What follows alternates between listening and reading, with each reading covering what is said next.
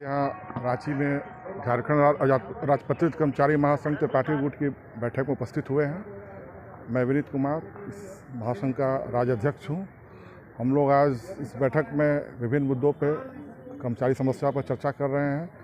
चर्चा का मुख्य विषय है कि चूँकि राज्य में सरकार का गठन हो चुका है, नई सरकार आ गई है, तो इस सरकार से हमें कई अपेक्षाएँ हैं और विशेष रूप से हम लोग चर्चा कर रहे हैं कि 2025 आने वाला है। 2026 से 8वें वेतन हम लोगों का लागू होना चाहिए था। 8वें वेतन आयोग का गठन अभी तक केंद्र सरकार ने नहीं किया है, तो इस पर हम चर्चा कर रहे हैं कि हमारी केंद्र सरकार अविलंब 8वें वेतन आयोग का गठन करे।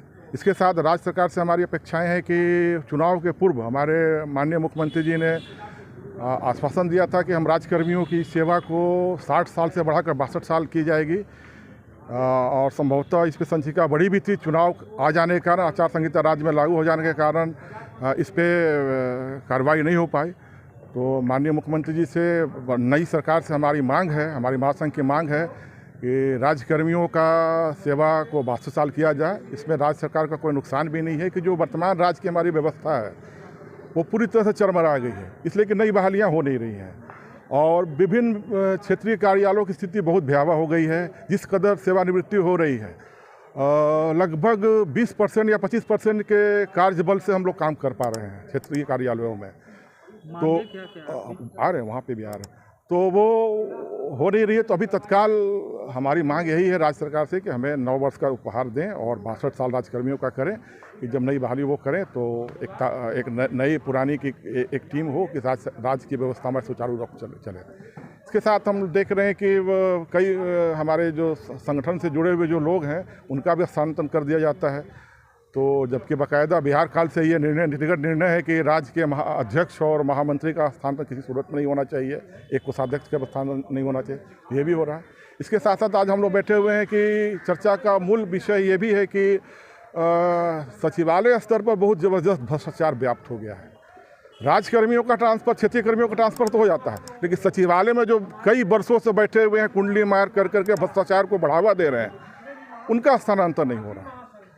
तो राज्य सरकार इस पर विचार करे। जो कई वर्षों से 3 साल में उनका स्थानांतरण हो जाना है, उनका स्थानांतरण हो। क्योंकि भ्रष्टाचार राज्य में जो व्याप्त भ्रष्टाचार है वहीं से उसकी जननी वही है। तो सचिवालय के स्तर से स्थानांतरण भी जरूर होना चाहिए। सिर्फ क्षेत्रीय कर्मियों का या क्षेत्रीय कर्मचारियों का स्थानांतरण हो, उनका भी स्थानांतरण हो। यही सब कई मुद्दों पे हम लोग चर्चा में बैठे हुए हैं, क्योंकि 2024 समाप्ति की ओर है। इसी पर चर्चा करें, प्लस हम लोग अपने महासंघ को और कैसे बेहतर ले जाएं। नए कर्मचारी जो हमारे आए हैं, जो नई लोग हैं, उनके बीच अपने आप को कैसे प्रस्तुत करें। और चूँकि हम राज्य के अंग हैं, सरकार है तो सरकार के अंग हम ही हैं। हमारे ही माध्यम से सरकार कोई भी कार्यक्रम या कोई भी चीज़ करती है, तो हम सुखी रहेंगे, हम संतुष्ट रहेंगे तो सरकार भी सही रहेगी। तो यही है कि नए वर्ष में हमें राज्य सरकार से कोई नई तोहफा की उम्मीद है।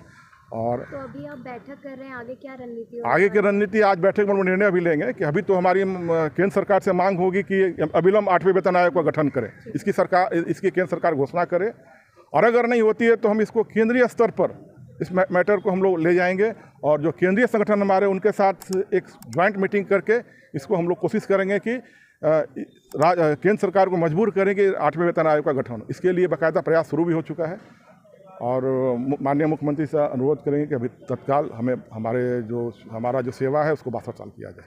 बस मेरा नाम विनीत कुमार, मैं झारखंड राजपत्रित कर्मचारी महासंघ का प्रांतीय अध्यक्ष हूँ।